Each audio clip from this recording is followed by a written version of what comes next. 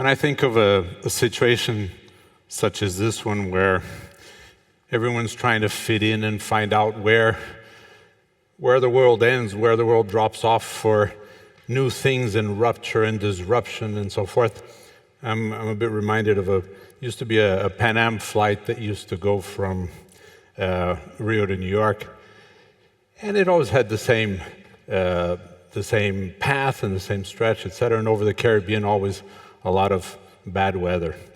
And on one of these flights, people started hearing a bit of noise on the left turbine over the Caribbean, and they were concerned. And the captain came back on and said, look, do not worry. We do have a little bit of problem on the left turbine, but Pan Am is very accustomed to all of this, so please go back to sleep. After a while, it started happening on the right turbine, and he said, look, this is also a problem that Pan Am has under control, so please relax, do not worry too much. After a while, he came back and said, yeah, actually, we do have a problem, and we will be landing on the ocean in the Caribbean, but Pan Am has all the procedures, and we will know what to do with this. So please, let's organize ourselves the way Pan Am does it. So please, all of the people who know how to swim, please move to the right side of the aircraft, and the ones who don't, to the left side of the aircraft. And this is a very organized Pan Am way of doing it. And they landed perfectly on the ocean. Everything was fine. And he said, again, following our path, please, all the people on the right side of the aircraft who know how to swim, please exit from the right side of the aircraft, which everyone did. The ones on the left who don't know how to swim, thank you for choosing Pan Am. In many respects, this is the feeling we have as well. What is this disruption in education? Which way is it going to go? And what side of the aircraft are we going to end up on? If you were thinking here and we're saying, look, we're here 15 years ago in a convention of Encyclopedia Britannica.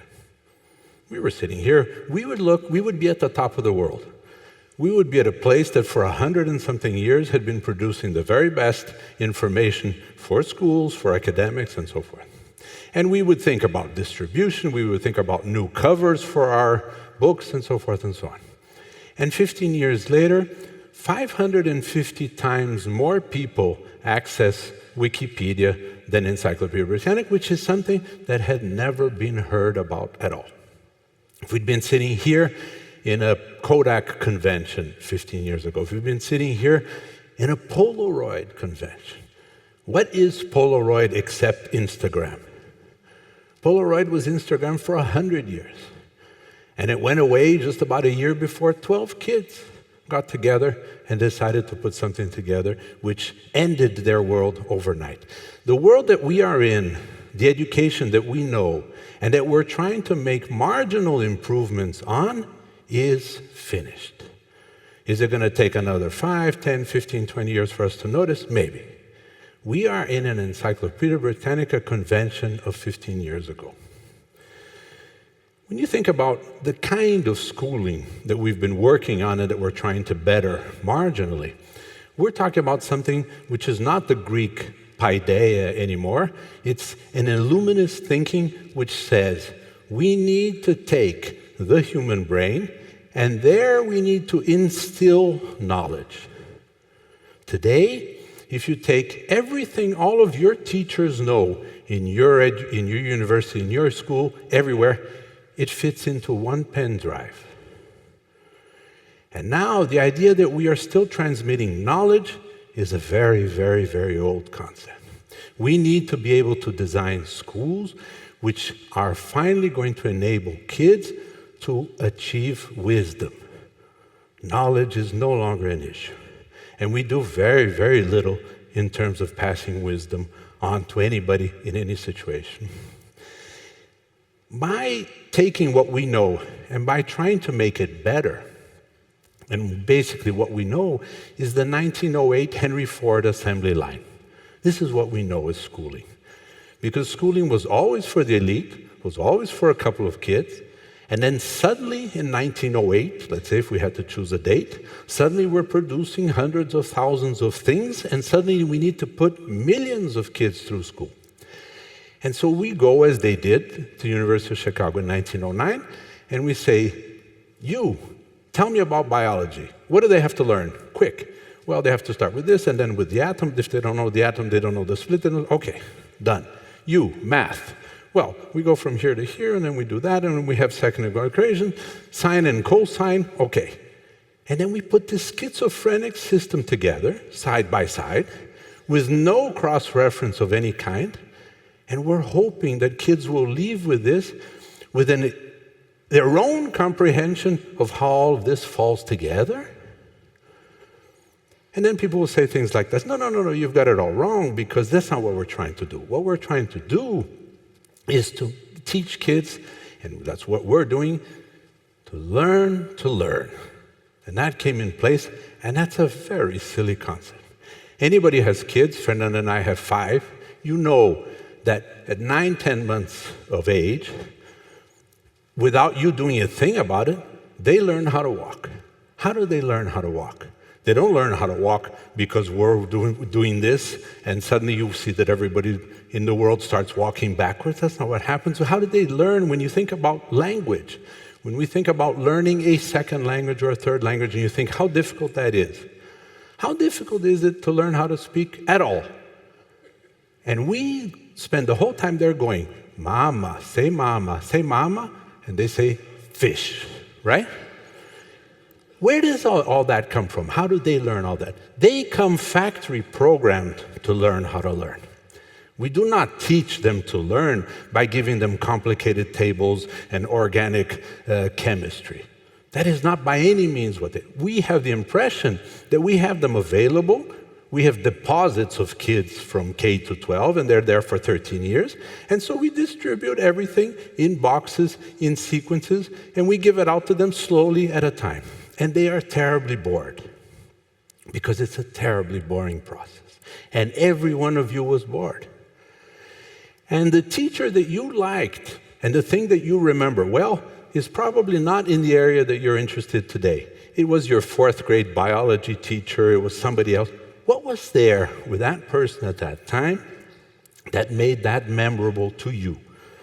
The fact that you had a passionate adult interested in something, and for a short period of short window of time, you were paying attention. That is the only thing. And these are very, very few synapses of these in your whole life as a student. And the question is, how do you bring this closer? What we have today, when you look at this marginal improvement, it's a bit like taking a Chevy 81.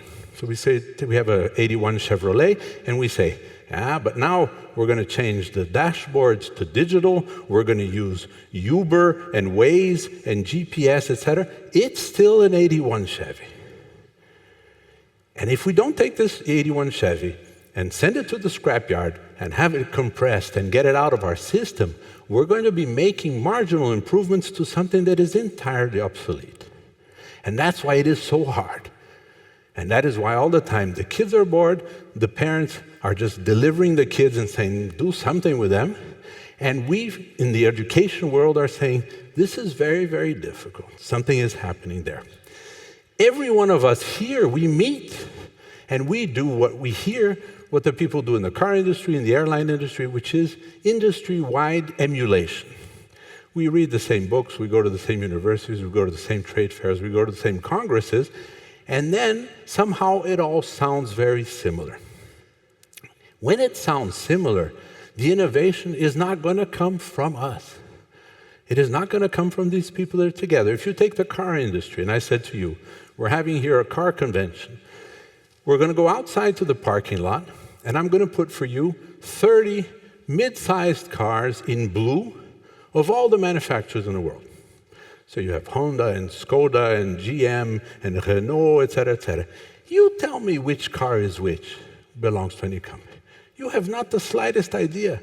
The cars are all identical.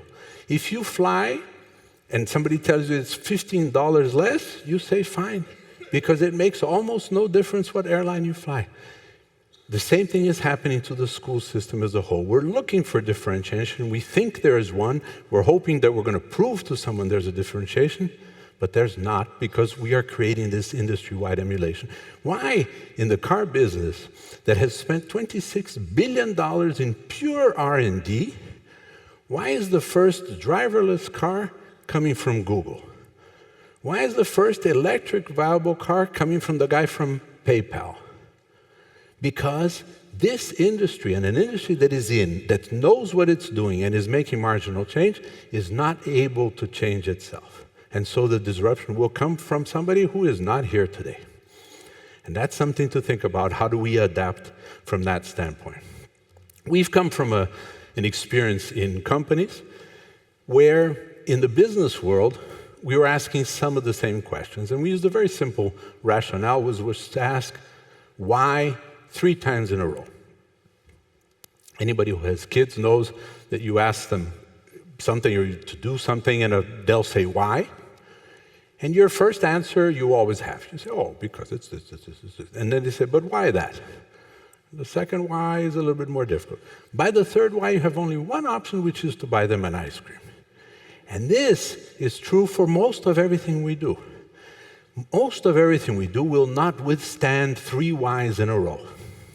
And these questions of how our curriculums are set up, how the schools are set up, et cetera, are no exception to this. So as a company, we started just asking these questions, and we said things like, why do we want to know what time people came to work, whether they worked hard, whether they didn't work at all?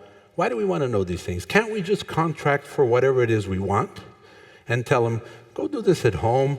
Why do we need a headquarters? Why do we need to drag people through subways to come here and work? Why do people have to, from our standpoint, have to come to us so that we tell them what their career is going to be, we tell them what their salary is going to be? Why? Why can't people set their own salaries? Why can't people set their own times? So we've gone through a long story now of 30 years of a company that has grown 41% a year for 30 years in a system that says, don't tell me what your expenses are. Don't tell me what time you came to work. Don't tell me whether you work hard. Let's just negotiate once what it is you're going to do. And we even have a rationale which says this. You've contracted with me to sell 56 widgets a week. If you sell 56 widgets by Wednesday, please go to the beach. Don't sell more, because you're going to create a problem for engineering, who's going to create a problem for manufacturing, who's going to have to buy a new company, and suddenly we're in this process we have no control over. Let's go back to the things we negotiated, and you do it any way you can, any time you want. And please don't tell us about it.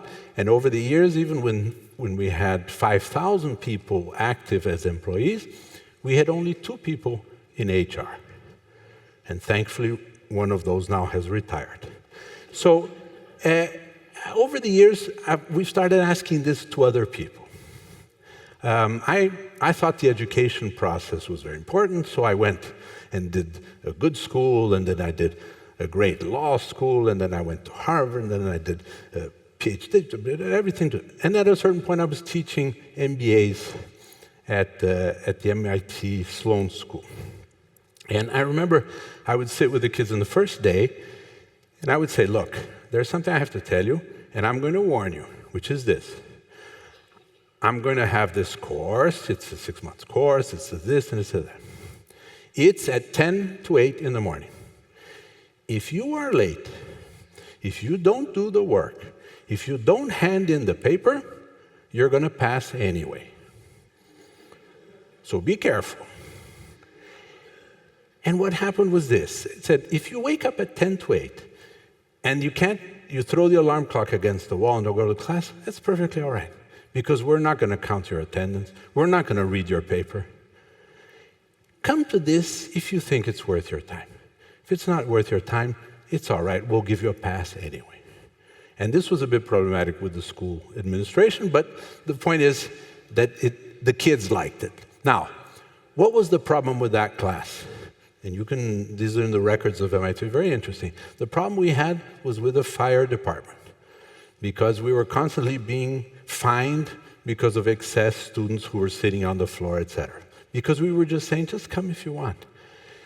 And once you set and you go to this next step, which says, I'm no longer going to push you and pull you, etc. Do this if you want. We started asking questions like, these people are coming to our company after being submitted to sit down and shut up for 50 minutes at a time with this teacher and then with this teacher and so for their whole lives. And then at 17, when they have not the slightest idea of what they want in the world, people say, so what do you want to be, a doctor or an architect? I don't know, a doctor. Okay, doctor. 2 years later, you say, what body part do you want? Well, maybe the hand. Okay, and which finger? And there's a certain point in time when you suddenly find you've been taken, but I don't think you were ready. These people come to our company, and they say, what do you want from me? Where am I going to be in 5 years' time? So we said, there's something wrong with that. Let's think about it in terms of education. Where do we go? Where do we start? And we said, a good place to start is kindergarten. So we started a little kindergarten, because we said, let's fix it before it becomes a real problem. And so this school that we set up, which is called Lumiar, had a first moment, which was a very alternative school, and we were just trying freedom in all respect, until my wife, Fernanda, came along and she said, stop, let's do this right. And we spent the next many years trying to develop a structure which was scalable and which was a solution to these issues that we've been talked about. And the first one was, the role of the teacher is obsolete.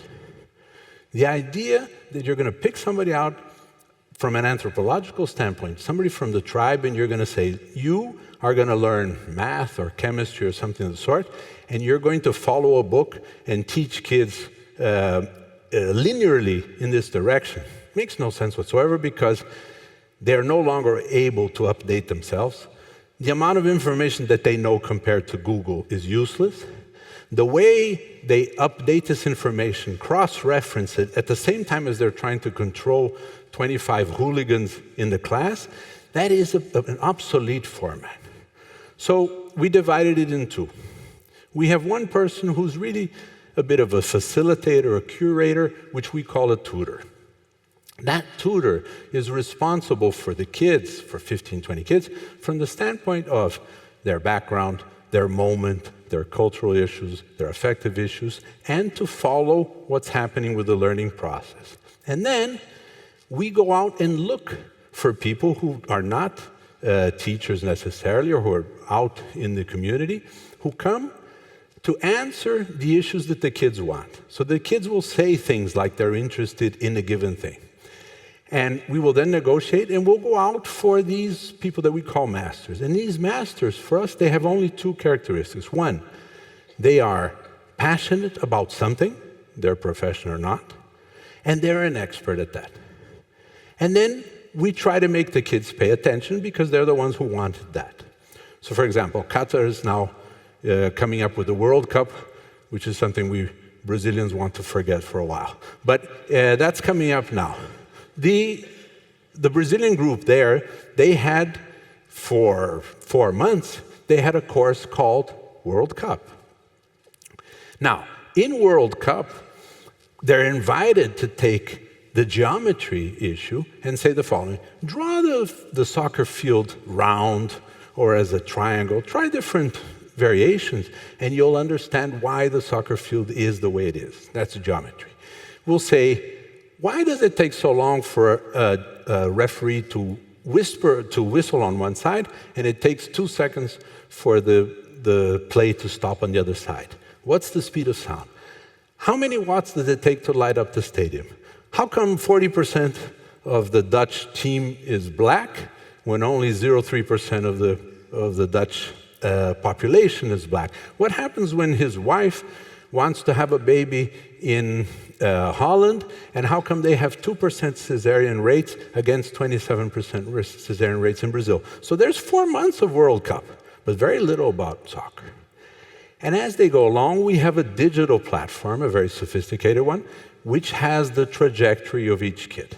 And they do the assessment 4 times a day, so that we know all of the time, and we don't need the tests, we don't need anything, because all of the time we're assessing what it is we wanted them to know, and that's a tribal issue an ideological issue of what we want, and where they got in this process. And we call this a digital mosaic. And instead of having math and biology, et cetera, we have 10 threads. And the threads are like this. How, as humanity, how do we express ourselves? How do we evolve? How do we measure ourselves? So there's place for physics, mathematics here. There's place in expression for grammar. There's nothing wrong with it. But it's a question we're answering ourselves in big 10 threads of life. What do we want out of life? And then from 2 to 17 years of age, they try to answer things within these threads, and we keep a digital trajectory of what they're doing all along. The first class every day for 1 hour is reading the world. So for 1 hour every day, they get the paper or whatever is the latest news, and for 1 hour, they try to figure out something that happened in the world the day before. And just by doing this for years at a time, you have an enormous amount of cross-section, and this digital mosaic will also say, oh, they finally covered this, they've covered this, they've covered this. So what we've tried to do, I think, in all of this process was to answer the things that we know. And when you think about it, where is the place in school to answer the things that we don't know? The things that we don't know are always the most important things in our lives. We know nothing about love. We know nothing about death. We know nothing about the meaning of life. But we have no place in school for that because we pretend we know. So one of the important threads of life there, of the school, is what we don't know, and accept the idea that we don't. So in general, what we're looking for is to substitute a process that is a machine directed towards knowledge to something that says you don't have to keep knowledge anymore in kids' heads. In 30 seconds, they have it available on Google. What we have to answer is, how do we teach? How do we share wisdom, which is a much more important thing, which is why answering the question of PISA, we're doing better, we're doing worse, is a silly way to do this, because we're answering every time a more reductionist question, which is, can you do the math by year 9, by this, by that, which is not the question that I think any of us are interested in when we think of education in the long term. And now there's an enormous opportunity for us not to go to a village in Brazil or in Africa or in India and say, guys, first you have to dress up like British uniforms, and I need you in little skirts, and right up here everybody's sitting down and learning Shakespeare. What's wrong? We've jumped. It's like saying you have a telephone, and now there's a telephone in your village, and now there's a fax, there's a telex, and then we're going to give them a cell phone? We're ready to jump all of these generations. There's 2 billion kids, or 2 billion of them, who are not in a process where they have to go through all of these steps anymore. We can go straight. In a few years, everyone has enough broadband for us to set up systems where you beam in classes. Everything is going to be on simultaneous translation. Skype is already testing this. And the world that we're setting in is not recognizing that this has changed dramatically. The workplace that we talk about has also changed dramatically. And the idea that we're still developing our kids for a workplace that needs people who are going to work in a way which was trainee and then move up the organization, that's absolutely silly. That workplace has finished. Companies in general are lasting very, very short. Their whole lifespan has diminished immediately, so they also don't know what they need in terms of people. We're testing a portal whereby our work is being done by people on the other side whom we know nothing about and we want to know nothing about. So if there are 52 million people living in refugee camps for an average of 17 and a half years. Why aren't these people working for us? I don't want to ask. I don't need to get them out of a camp to go in and to put on a suit and to know how to do an interview.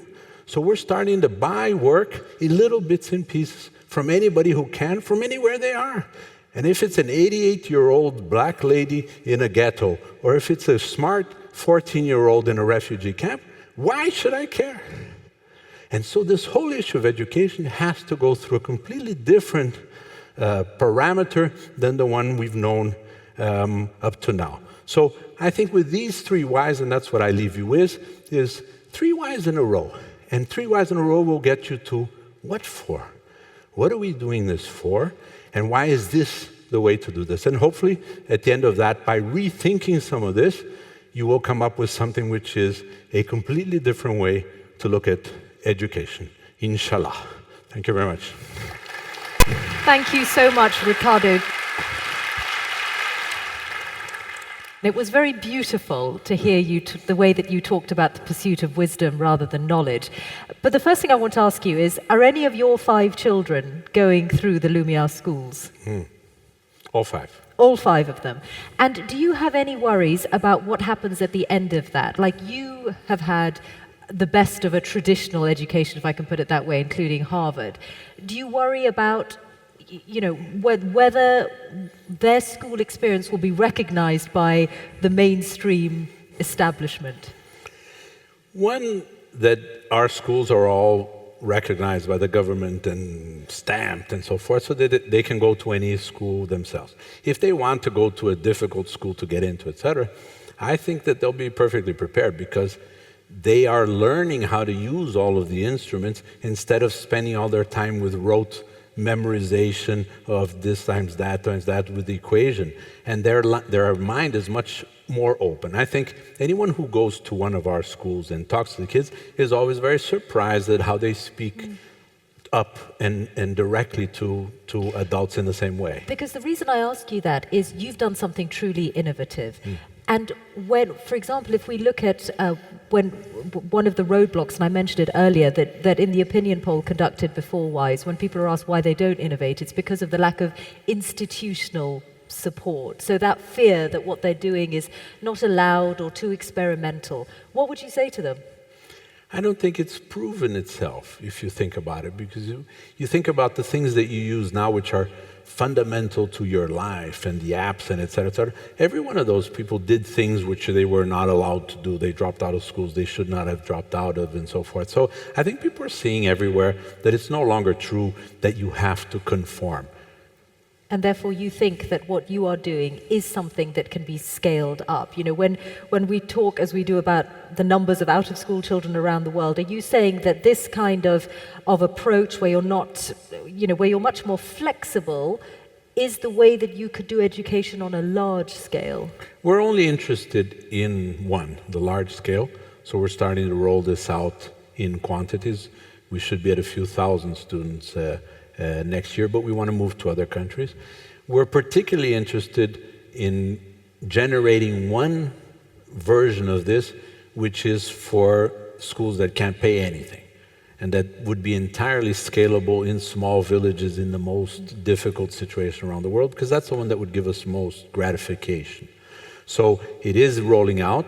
It has very sophisticated software which controls every one of the kids, so that any moment you know where they are. So you do measure their outcomes, you know how far they're getting. And 4 times a day, which is this program which you did with World Cup soccer, or something that you learned how to read a prescription of a medicine instead of teaching chemistry. When you learned that a certain chemical reaction exists, that goes down on your digital mosaic, so that we have your complete trajectory on a digital base. Okay, so what would you say to everyone here who's wondering about, doing things a bit differently? What would you suggest if they really, and so many people, let's face it, feel that education and schooling is often on the wrong track? What would you advise them to do?